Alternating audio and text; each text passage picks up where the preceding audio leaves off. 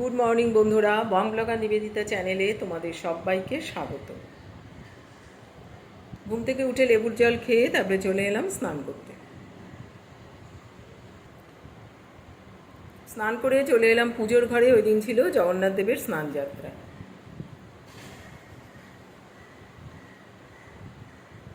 তারপরে অন্যান্য ঠাকুরজিদের স্নান করিয়ে ভোগ নিবেদন করে পুজোটা কমপ্লিট করলাম। পুজো করে চলে এলাম কিচেনে, একটু বসালাম লিকার টি। এখন আমি খেয়ে নেবো লিকার টি আর বিস্কিট। চা খেয়ে এবার আমি করবো একটু প্রাণায়াম। প্রাণায়াম করে নিয়েছি এর আগে, তো এখন আমি করছি একটু যোগা। ব্রেকফাস্ট করলাম জ্যাম টোস্ট, ফ্রুটস আর মিষ্টি। এরপরে দুটো বডি প্যাক দেখো রেডি করে আমি ফ্রিজে রেখে দেবো, টমেটো, গাজর আর একটা হলো বিটের জুস। মিড মর্নিংয়ে খাবো একটু ডিটক্স ওয়াটার। এই ডিটক্স ওয়াটারে রয়েছে বিট, গাজর, আদা, হলুদ, শসা আর পাতিলেবুর জুস। আমাদের পুরনো ফ্রিজটা খারাপ হয়ে গেছে, তো একটা নতুন ফ্রিজ নিলাম।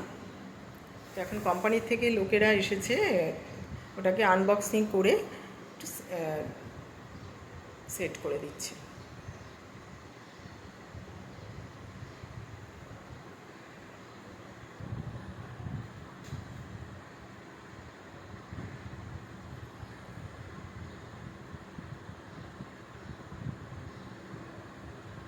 এরপরে আমরা করে নিলাম লাঞ্চে ছিল রাইস, আলু মাখা, পুঁই শাক, চিংড়ি মাছ দিয়ে পটল চিংড়ি আর মাটনের পাতলা ঝোল। এই ছিল লাঞ্চ। লাঞ্চের পরে তারপরে আমি ইভিনিং ওয়াক করতে বেরোলাম, হাঁটতে বেরিয়েছি।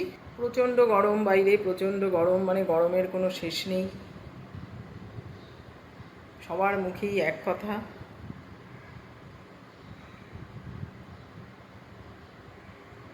ইভিনিং ওয়াক করে এসে টিভি সিরিয়াল দেখতে দেখতে খেলাম আমরা একটু গ্রিন টি। এই সিরিয়ালটা বেশ দারুণ লাগে। সন্ধেবেলা চা তো একটু খেতেই হবে, ওটা একটা নেশার মতন, যতই গরম পড়ুক। এরপরে করব ডিনারে আজকে খাবো আলুর পরোটা।